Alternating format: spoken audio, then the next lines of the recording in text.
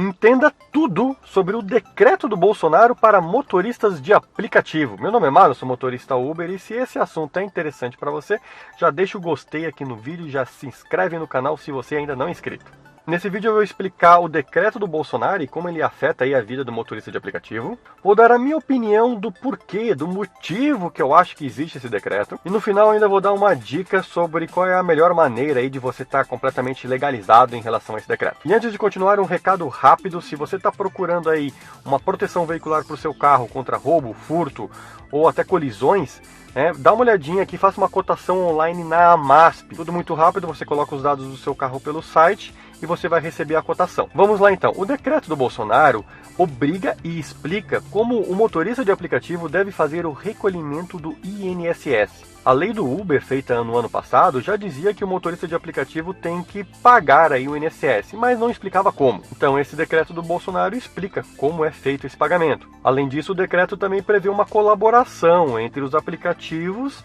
e os dados da Previdência, justamente para saber se o motorista está pagando ou não o INSS. Eu percebi que algumas pessoas ficaram bastante preocupadas com isso, porque até mais do que eu esperava, parece que tem pessoas que são aposentadas por invalidez, por exemplo, que estão trabalhando de Uber, ou que estão afastadas do emprego pelo INSS e também estão trabalhando de motorista de aplicativo. Outra dúvida que apareceu também foi das pessoas que são aposentados normais, e esses também devem contribuir mesmo recebendo a aposentadoria. Também tem muita gente que é CLT em algum emprego e faz aplicativo como renda extra. No caso dessas pessoas, se eles já recolhem INSS pelo teto, aí não precisa colaborar com nada. Mas se no emprego CLT não contribui com o INSS pelo teto, daí tem que fazer o complemento dessa contribuição do INSS. E esse é o ponto principal do decreto do Bolsonaro.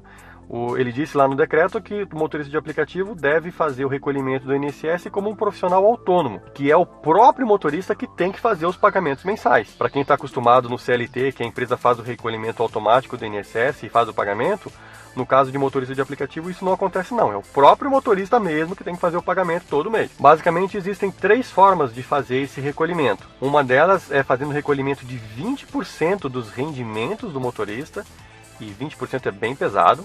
Num outro modelo dá para fazer 11% dos rendimentos do motorista ser pagos por INSS, o que eu também acho bem caro, bem pesado aí para o motorista. Essa porcentagem pode ser debitada aí dos rendimentos líquidos, tá? Não precisa ser do bruto, não. O rendimento líquido é aquilo que você ganhou do aplicativo, digamos assim, menos os custos, como combustível, manutenção do carro, etc. Claro que o profissional autônomo tem que descrever e guardar a nota de tudo. Mas a terceira maneira, e a maneira que eu acho que é melhor para o motorista de aplicativo, é através do MEI, o microempreendedor individual. Nesse modelo, o motorista passa a ser uma empresa, ele tem um CNPJ, e aí ele paga por volta aí de R$ 55, que são vários impostos juntos, acumulados, e também inclui o pagamento do INSS sobre um salário mínimo. Paga R$ 55 por mês e aí fica legalizado aí com esse novo decreto. Eu considero esse formato de MEI o melhor formato para o motorista fazer a contribuição do INSS, pois justamente ele paga um valor bem menor. Lembrando que um microempreendedor individual, ele tem como teto de faturamento anual o valor de R$ 81 mil.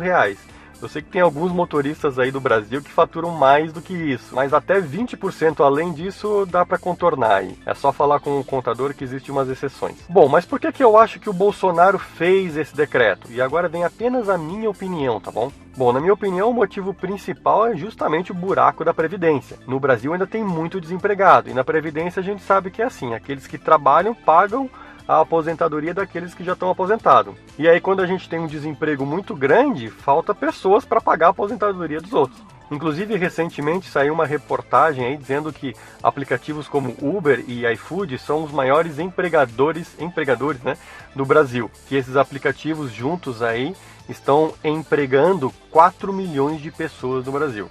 Vou deixar o link da reportagem aqui embaixo na descrição do vídeo. Daí imagina só, o Bolsonaro lê essa reportagem, aí ele pensa aí, peraí, essa galera aí tem 4 milhões de pessoas trabalhando sem contribuir por INSS? Com certeza o Bolsonaro viu isso e falou, Paulo Guedes, me ajuda aqui! Um outro motivo que eu acho, tá, minha opinião, que existiu esse decreto, é por conta dos processos trabalhistas que os aplicativos recebem. A gente sabe que tem vários motoristas aí que processam os aplicativos sobre o CLT, sobre regime de trabalho, esse tipo de coisa. Já acompanhei vários, já teve processos aí que a Uber perdeu no primeiro instância, mas aí ganha na segunda instância. Enfim, é uma lenga-lenga que vai se prolongando e cada vez mais motoristas entram com esse tipo de processo. Com um decreto do presidente dizendo que o motorista tem que recolher INSS como profissional autônomo, deixa esse modelo de negócio bem claro para a justiça. Ou seja, se alguém processar os aplicativos em relação à lei de trabalho, o aplicativo vai mostrar, não, o presidente já disse que é profissional autônomo. E daí movimenta menos aí a justiça do trabalho em relação a esse tipo de processo. Mas isso é só a minha opinião, tá? Não tem nenhuma prova disso. Comenta aqui embaixo o que você acha dessa teoria. Faz sentido? Bom, como eu disse, a melhor maneira de contribuir para o INSS estando legalizado é através do microempreendedor individual, o tal do MEI. E eu sei que muita gente não sabe como abrir esse tipo de CNPJ. Inclusive, muita gente tem dúvida sobre qual KNAI utilizar, até porque não existe KNAI de motorista de aplicativo. O Brasil ainda precisa definir aí um KNAI de motorista de aplicativo. Mas para tirar essa dúvida de como criar o MEI do motorista, eu chamei o meu contador, que na minha opinião é o melhor contador dessa área de motorista de aplicativo. Ele também tem um canal no YouTube e eu pedi para ele gravar um vídeo sobre como fazer essa abertura do MEI. Então vou deixar aqui embaixo na descrição do vídeo, no comentário fixado, o link do vídeo do Jonas, onde ele explica como o motorista de aplicativo deve fazer para abrir o MEI, o microempreendedor individual. E assim você vai poder contribuir por INSS e estar 100% legalizado aí dentro da lei em relação à contribuição. Essa foi a dica de hoje. Vejo você numa próxima dica, no próximo vídeo. Valeu! Opa, socorro. 300 metros, tá pertinho.